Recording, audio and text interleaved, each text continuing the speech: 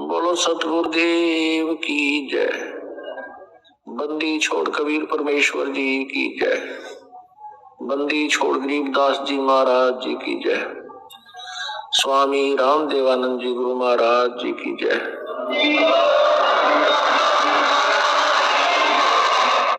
सर्व संतों की जय, सर्व भक्तों की जय, धर्मी पुरुषों की जय, श्री काशी धाम की जय, श्री छुड़ानी धाम की जय, श्री क्रोथा धाम की जय, श्री बरवाला धाम की जय। सत्साही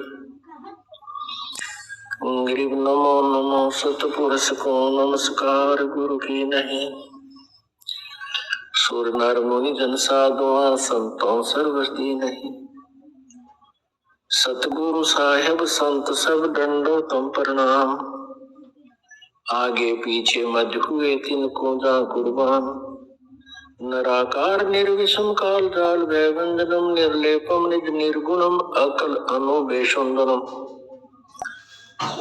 सोहम सुरति समापतम सकल समाना निर्तल। उज्ज्वल हिरंबर हरदमम बेपरवा अथाह वार पार नहीं मज्जतम। गरीब जो सुमर सिद्ध होई गणनायक गलता ना करो अनुग्रह सोई पारस पद परवाना। आदि गणेश मनाऊं गणनायक देवन देवा। चरण कमल लो लाऊं आदंत करूं सेवा। परम शक्ति संगीतम रिद्धि दाता सोई। अवगत गुण अतीतम सतपुरुष निर्मोही। जगदम्बा जगदीशम मंगल रूप मुरारी। तन मन अर्पो शीसम भक्ति मुक्ति भंडारी। सुर नर मुनि जन ध्यावे ब्रह्मा विष्णु महेशा। शेष शेष मुख गावे पूज्य आज गणेशा। इंद्र कुबेर सरीखा वरुण धर्म राय ध्यावे। समर्थ जीवन जी का मन इच्छा फल पावे। 33 कोटि अधारा जावे शेष 88। उतरे भव जल पारा कट है यम की फांसी। 33 कोटि अधारा जावे शेष 88। उतरे भव जल पारा कट है यम की फांसी। कर जोरू विनती करूं धरूं चरण पर शीसे। गुरु जी राम देवानंद जी महाराज ने दियो नाम बख्शीश। गरीब नमो नमो सतपुरुष को नमस्कार गुरु की नहीं। सुर नर मुनि जन साधुआ संतों सर्वती नहीं। सतगुरु साहेब संत सब दंडो तुम प्रणाम। आगे पीछे मध्य हुए तिनको जा कुर्बान। नराकार निर्विषम काल जाल भयभंजनम। निर्लेपम निज निर्गुणम अकल अनोबेशुंधनम। सोहम सुरति समापतम सकल समाना निर्तल। उज्ज्वल हिरंबर हरदमम बेपरवा अथाह वार पार नहीं मज्जतम। गरीब जो सुमर सिद्ध होई गणनायक गलताना। करो अनुग्रह सोई पारस पद परवाना। आदि गणेश मनाऊं गणनायक देवन देवा। चरण कमल लो लाऊं आदंत करूं सेवा। परम शक्ति संगीतम रिद्धि दाता सोई। अवगत गुण अतीतम सतपुरुष निर्मोही। जगदम्बा जगदीशम मंगल रूप मुरारी। तन मन अर्पो शीसम भक्ति मुक्ति भंडारी। सुर नर मुनि जन ध्यावे ब्रह्मा विष्णु महेशा। शेष शेष मुख गावे पूज्य आज गणेशा। इंद्र कुबेर सरीखा वरुण धर्म राय ध्यावे। समर्थ जीवन जी का मन इच्छा फल पावे। 33 कोटि आधारा जावे शेष 88, उतरे भवजल पारा कट है यम की फांसी। 33 कोटि आधारा जावे शेष 88, उतरे भवजल पारा कट है यम की फांसी। कर जोरूं विनती करूं धरूं चरण पर शीश, गुरु जी राम देवानंद जी महाराज ने दियो नाम बख्शीश। कोटि कोटि सिजदा करूं हो कोटि कोटि प्रणाम, चरण कमल में राखियो मैं बांधी जाम गुलाम। कूता हूँ गुरुदेव का रामपाल दास का नाम, गले प्रेम की जेवड़ी झांखे चोवा जाऊं मैं। तो करो तो बावड़ू दूर दूर करो तो जाऊं, जो राखो तो ही रहूं, जो देवो सो खाऊं। जय इब के सतगुरु मिले सब दुख आँखों रोए, चरणों ऊपर शीस धरो कहूं जो कहनी हो। कबीर गुरु जी मिलेंगे पूछेंगे कुशलाती, आदि अंत की सब कहूं अपने दिल की बात। गुरु जी तुम ना भूलियो चाहे लाख लोग मिल जाए, हमसे तुमको बहुत है तुमसे हमको नहीं। तुम्हारे विसारे क्या बने मैं किसकी शरण में जाऊं। शिव बिरंच मुनि नारदा तिनके हृदय न समाऊं। अब गुण किए तो बहुत किए करत न मानी हारे। बावे बंदा बख्श दियो बावे गर्दन उतार। अब गुण मेरे बाप जी बख्शो गरीब नवाज, जो मैं पूत कपूत हूँ और पिता को लाज। मैं अपराधी जन्म का नक्सिक भरे विकार, तुम दाता दुख भंजना मेरी करो संभार।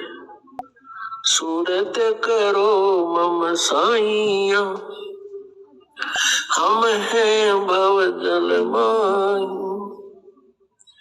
आप ही बह जाओगे जो तुम न पकड़ोगे बाँ। बंदी छोड़ दयाल जी तुम तक हमारी दौड़े। जैसे कागज जहाज का अब सूजत और न ठोरे। परम पिता परमात्मा पूर्ण ब्रह्म सारी सृष्टि के रचनहार कुल मालिक कबीर देव जी कबीर साहब जी, ये हम सभी आत्माओं के एकमात्र पिता हैं। ये हमारे सृजनहार हैं। हम सभी आत्माओं के ये जनक हैं। ये हमारे मालिक हैं, हमारे पिता हैं। हम सभी काल के जाल में फंसे हुए हैं। इस काल के लोक में हम रहते रहते असंख्य युग हो गए कष्ट उठातों को। और हम इस काल के दुखों को सहन करने के आदी बन गए, क्योंकि हम विवश हैं और इसी व्यवस्था को हमने अंतिम मान रखा है। और वेद ज्ञानहीन, तत्व ज्ञानहीन ऋषि संतों, नकली गुरुओं ने, इन झूठे ऋषि भय ऋषियों ने परमात्मा की परिभाषा अज्ञान आधार से हमें बता रखी है और हमें फाइनल कर रखा है कि जन्म और मृत्यु तो बनी ही रहेगी।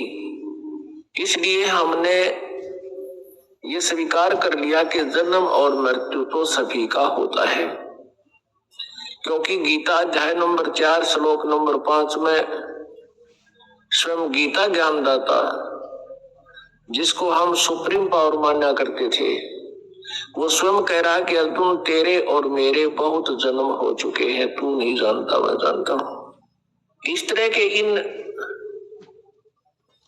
मंत्रों से, श्लोकों से वो अज्ञानी ऋषि महर्षि गुरुजन हमें ये प्रमाणित कर देते थे, हमें संतुष्ट कर देते थे कि परमात्मा भी कह रहे हैं। गीता ज्ञान दाता ये कृष्ण जी को मान रहे थे और हम पहले अज्ञान आधार से श्री कृष्ण जी को सुप्रीम पावर माना करते थे। और गीता जी में लिखा कि अर्जुन तेरे और मेरे बहुत जन्म हो लिए, तू नहीं जानता। लेकिन ये अज्ञानी इन सदग्रंथों को समझ नहीं सके, जिस कारण से इन्होंने उन मंत्रों के विषय में कोई जानकारी नहीं दी, जिसके विषय में ये स्पष्ट किया हुआ है कि उस पूर्ण परमात्मा जो गीता ज्ञान दाता से अन्य है, उसकी सत भक्ति करने से जन्म और मृत्यु सदा के लिए समाप्त हो सकती है और उस सनातन परम धाम को ये साधक चला जाता है, जहां जाने के बाद फिर लौटकर कभी संसार में नहीं आता। वो अपने ही सदग्रंथों में विद्यमान है। श्रीमद् भगवत गीता अध्याय नंबर 15 के श्लोक नंबर 1 से 4 में स्पष्ट किया है कि तत्वदर्शी संत वो होगा जो उल्टे लटके हुए संसार रूपी वृक्ष के सभी पार्ट्स को बता देगा, उसके सभी विभागों को जानता है, जड़ से लेकर टहनियों तक। वो तत्वदर्शी संत होगा और उस तत्वदर्शी संत के प्राप्ति के पश्चात परमेश्वर के उस परम पद की खोज करनी चाहिए, जहां जाने के बाद साधक फिर लौटकर कभी संसार में नहीं आते। और उसी परमेश्वर ने जो गीता ज्ञान दाता से अन्य है, सब ब्रह्मांडों की रचना की है, अर्थात संसार रूपी वृक्ष की प्रवृत्ति उसी से विस्तार को प्राप्त हुई है। इन अज्ञानियों ने कभी नहीं बताया कि गीता अध्याय नंबर 18 के श्लोक नंबर 62 में गीता ज्ञान दाता कह रहा है कि तू सर्वभाव से उस परमेश्वर की शरण में जा, जिसकी कृपा से तू परम शांति को और सनातन परम धाम को प्राप्त होगा। पुण्यात्माओं, उसी रहस्य को बताने के लिए परमात्मा परमेश्वर पूर्ण ब्रह्म, जिनका वास्तविक नाम कबीर देव है, कबीर देव, हम उसको कबीर साहब कहते हैं, कबीर परमेश्वर कहते हैं, वो परमात्मा स्वयं अपने सतलोक स्थान से, उस सनातन परम धाम से, जहां जाने के बाद फिर प्राणी जन्म मृत्यु में कभी नहीं आता, तो वो परमात्मा स्वयं वहां से चलकर गति करके आते हैं अपनी प्यारी आत्मा को, जो अच्छी आत्माएं हैं, जो ज्ञान ग्रहण करने योग्य होती हैं, उनको आकर के वो ज्ञान बताते हैं और उसको अपने से पूर्ण परिचित करा के फिर उस तत्व ज्ञान के प्रचार के लिए उसको पुनः उसी बॉडी में, शरीर में भेज देते हैं। जैसे आदरणीय गरीबदास साहिब जी को जब वो 10 वर्ष के थे, उनकी आत्मा को सतलोक लेकर गए प्रभु, अपनी सभी समर्थता से अवगत कराया, ब्रह्मा जी, विष्णु जी, शिव जी आदि की स्थिति से परिचित कराया, पूरे ब्रह्मांडों की रचना के विषय में जानकारी दी और फिर उनको वापस शरीर में भेज दिया था, क्योंकि उधर से कुल के लोगों ने उस बच्चे को मृत जानकर अंतिम संस्कार करने के लिए चिता पर रख दिया था। फिर वापस परमात्मा ने उस आत्मा को पूर्ण परिचित करा करके वापस भेज दिया, शरीर में प्रवेश कर दिया, फिर वो बच्चा जीवित हो गया। तो आज का जो समागम है ये उसी उपलक्ष्य में, उसी खुशी में मनाया जा रहा है कि परमात्मा ने उस गूढ़ रहस्य को बताने के लिए जो वेद और सदग्रंथों में, गीता जी में जो गूढ़ रहस्य छुपे हुए हैं उनको बताने के लिए परमेश्वर स्वयं ही धरातल पर अवतरित हुए, सह शरीर आए। ये वो शुभ महीना है, ज्येष्ठ मास, और ये आने वाली जो पूर्णमासी है अभी 4 दिन बाद यानी 15 जून की, ये वो शुभ दिन है कि वो परमेश्वर कलयुग में सतलोक से चलकर, सनातन परमधाम से चलकर गति करके सह शरीर आए और भारतवर्ष की पवित्र भूमि काशी शहर में एक लहर तारा नामक तालाब में विकसित कमल के फूल पर वो पूर्ण परमात्मा एक नवजात शिशु रूप धारण करके विराजमान हुए। ब्रह्म मुहूर्त सूर्य उदय होने से लगभग 1.5 घंटा पूर्व के समय को ब्रह्म मुहूर्त कहते हैं। उसी समय एक अष्टानंद नाम के ऋषि वो वहां लहर तारा तालाब पर एकांत स्थान देखकर स्नान करते थे, और जैसा भी उनके पूज्य गुरुदेव स्वामी रामानंद जी ने जो साधना करने को बता रखा था, वह कुछ देर बैठकर वो सुबह सुबह भगवान का चिंतन भी किया करते थे। स्वामी अष्टानंद जी अपनी साधना करने की तैयारी में थे, स्नान कर चुके थे, आंखें खुली थी और ज्ञान मुद्रा में विराजमान थे। उन्होंने क्या देखा कि आकाश से एक प्रकाश पुंज आ रहा है। प्रकाश का एक गोला सा आता नजर आया। जो ही ऋषि जी ने उसको ध्यान से देखना चाहा, अष्टानंद जी की आंखें चुंधी आ गई। वो उस तेज को, उसकी चरम दृष्टि सहन नहीं कर सकी, आंखें बंद हो गई। आंखें बंद हुई तो क्या देखा, उसमें एक नवजात शिशु का रूप दिखाई दिया। जैसे हम सूर्य की तरफ देखते हैं, हमारी ये चरम दृष्टि आंखें नहीं देख पाती, हम आंखें बंद कर लेते हैं या दूसरी साइड में कर लेते हैं, नीचे को कर लेते हैं, तो उसमें सूर्य दिखाई नहीं देता, सूर्य का आकार दिखाई देता, सूर्य का प्रकाश दिखाई नहीं देता, केवल सूर्य का आकार दिखाई देता है, एक गोला सा नजर आता है। इसी प्रकार अष्टानंद जी परमेश्वर के उस तेज पुंज को नहीं देख सके। पहले तो उसने देखा कि प्रकाश का कोई गोला सा आ रहा है, फिर आंखें बंद की, फिर दूसरी साइड किया, फिर इधर किया, क्या देखा कि वो नवजात शिशु का वो प्रकाश रहित रूप दिखाई दे रहा है। जैसे सूर्य को देखने के उपरांत उसका प्रकाश रहित आकार दिखाई देता है। और क्या देखता है अष्टानंद जी कि वो प्रकाश एक कमल के फूल पर एकत्रित और अदृश्य हो गया।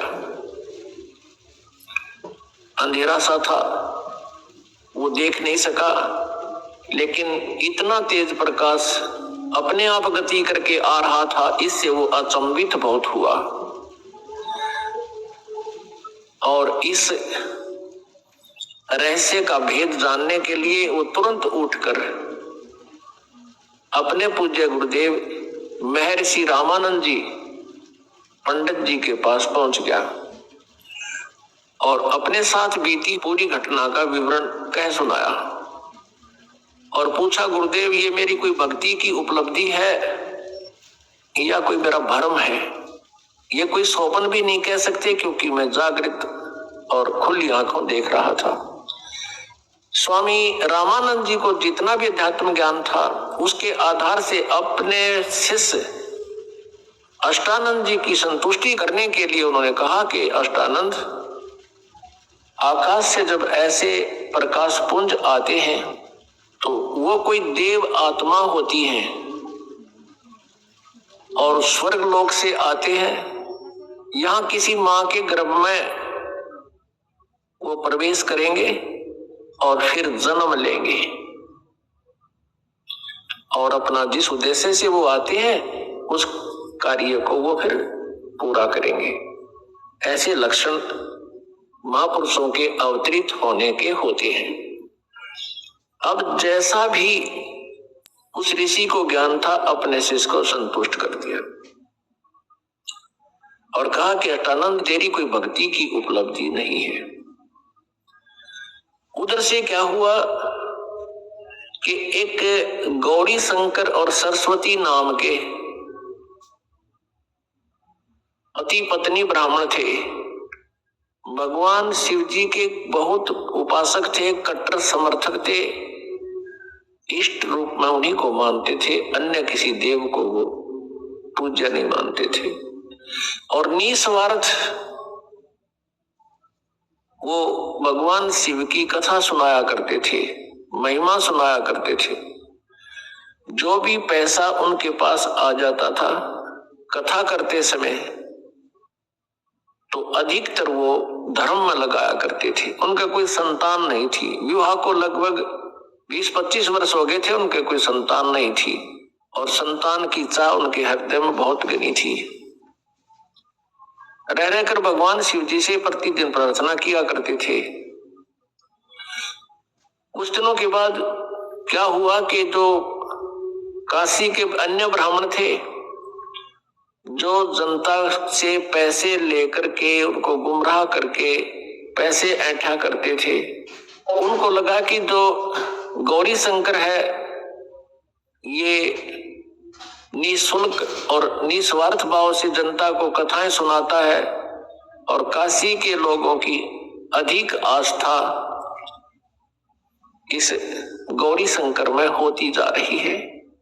किस कारण से वो ईर्षा किया करते थे, लोगों को कहा करते थे कि ये गलत है, ये झूठी कथाएं सुनाता है, उसमें बहुत से दोष निकालते थे।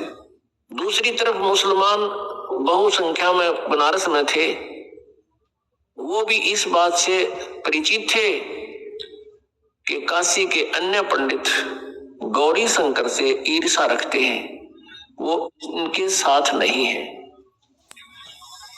और हिंदू धर्म का अत्यधिक प्रचार बनारस में ये गौरी शंकर कर रहा है, ये शिव जी का पुजारी है।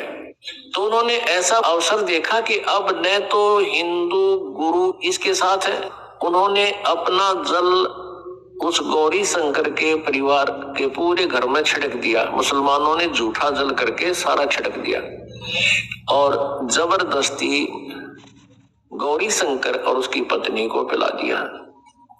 इस दृश्य को वो ईर्षा करने वाले अन्य ब्राह्मण देख रहे थे, उनको पता चला। उसी दिन से उन्होंने गौरी शंकर और सरस्वती जी को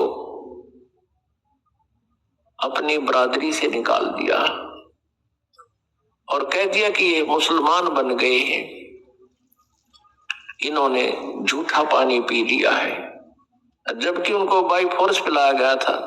अब ऐसी स्थिति में गौरी शंकर ने मुसलमान धर्म को स्वीकार कर लिया, क्योंकि हिंदुओं ने उनका बहुत विरोध कर दिया और गंगा में स्नान करना भी बंद करवा दिया कि अब ये मुसलमान हो गया, ब्राह्मण नहीं रहा, हिंदू नहीं रहा।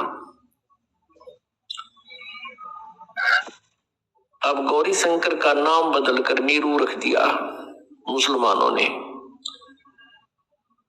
और सरस्वती का नाम नियामत रख दिया, उसको नीमा कहने लगे।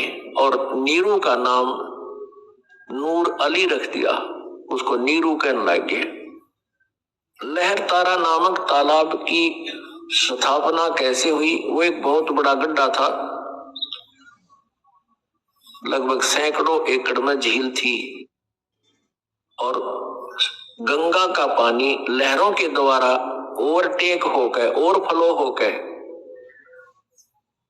जैसे पशु घाट बने हुए थे उनसे उछलकर वर्षा के दिनों में जो फल स्वयं पर गंगा चलाकर बहती थी, तो पानी ओवरफ्लो होकर के लहरों के द्वारा रिस रिस के ऊपर के उछल के एक बहुत बड़े सरोवर का रूप धारण किए हुए था। उसका जल गंगा के तुल्य ही निर्मल था। लंबी चौड़ी झील थी, झील तो नहीं कह सकते, लंबा चौड़ा सरोवर था, वो तालाब था। और अष्टानंद जी भी वहां एकांत स्थान पा करके स्नान किया करते थे उसी स्वच्छ जल में। उधर से नीरू नीमा पहले ब्राह्मण थे, प्रतिदिन गंगा पर स्नान करने जाते थे। गंगा में स्नान करना ब्राह्मणों ने उनको प्रतिबंध लगा दिया, मना कर दिया, तो वो भी उसी लहरतारा नामक तालाब पर स्नान करने के लिए प्रतिदिन जाया करते थे। उस दिन भी जिस दिन परमात्मा उनको मिले, वो प्रतिदिन की तरह सुबह उठकर, गर्मियों का मौसम, सुबह वक्त से उठकर चल पड़ते थे। जहां वो रहते थे उनकी जुलाहा कॉलोनी से लगभग 4-5 किलोमीटर की दूरी पर वो लहरतारा तालाब था। प्रतिदिन वो सैर भी हो जाती थी, स्नान दोनों पति पत्नी वहां करके आते थे। वो भले ही मुसलमान बन गए थे लेकिन भगवान शिव को नहीं बुला पाए थे। अंदर से वो फिर भी पुकार उसी अपने इष्ट को ही सुनाते थे। उस दिन नीमा रोती हुई कह रही है, हे भगवान शिव जी, आप परम शक्ति हैं, आप देवों के देव हैं, महादेव हैं। मुझ दासी को भी एक खिलौना दे देते, आपके दरबार में भरे भंडार है। मुझे भी एक पुत्र दे देते, मेरा भी संसार में हिस्सा हो जाता। और दुनिया मेरे ऊपर कटाक्ष कर रही है, ना जाने क्या क्या कहकर हमें चिढ़ा रही है। ये परमात्मा, आपकी दासी का जीवन सफल हो जाता। उधर से यूं कहकर वो बहुत जोर जोर से रोने लगी, बहुत हिचकी बंध गई। उधर से नीरू कहता है, नीमा, यदि हमारे भाग्य में होता तो भगवान और शिव अवश्य दे देते। आयु हमारी 60 के आसपास पहुंच चुकी है, वृद्धावस्था ने दस्तक दे दिए हैं और हम अभी भी उसकी तरफ चाह कर रहे हैं। आप ऐसे रोती रहोगी, आपकी आंखें खराब हो जाएंगी। बुढ़ापे में कोई उंगली पकड़ने वाला सहारा हमारा है नहीं, पुत्र भाग्य में है नहीं, तेरी आंखें और नष्ट हो जाएंगी, तू अंधी हो जाएगी। सब्र कर, भगवान ने जो किया वो ठीक किया है। ऐसे सांत्वना देते हुए और नीमा हिचकी बंधी हुई, रोती हुई, आंसू पोंछती हुई वह पहुंच जाती है लहरतारा नामक तालाब पर, जहां वो प्रतिदिन स्नान किया करते थे। पहले नीमा ने स्नान किया, थोड़ा अंधेरा रहते, नीरू बाहर बैठा था किनारे पर, ऊपर पाल पर। जब नीमा स्नान करके बाहर आ गई, नीरू स्नान के लिए लहरतारा तालाब में प्रवेश कर गया और ऐसे पानी से मल कर नहाने लगा, गोते लगा लगा कर स्नान करने लगा। जो वस्त्र पहन के स्नान किया था नीमा ने, कपड़े चेंज करके वो लहरतारा तालाब में पुनः किनारे पर पहुंची उस वस्त्र को धोने के लिए। उसी समय रोशनी हो गई थी, सुबह का उजियाला शीघ्र हो जाता है। थोड़ा सा अंधेरा छटा था, सामने एक कमल के फूल के ऊपर कोई वस्तु हिलती नजर आई नीमा को। नीरू तो नहाने में व्यस्त था, मस्त था। अब नीमा को पहले तो जब देखा कि लगता है कोई सर्प फन उठा रहा है, क्योंकि परमेश्वर ने, कबीर देव जी ने एक पैर का अंगूठा मुख में दे रखा था और एक को हिला रहे थे, जैसे बच्चा लीला करता है। अब नीमा ने ध्यान से देखा तो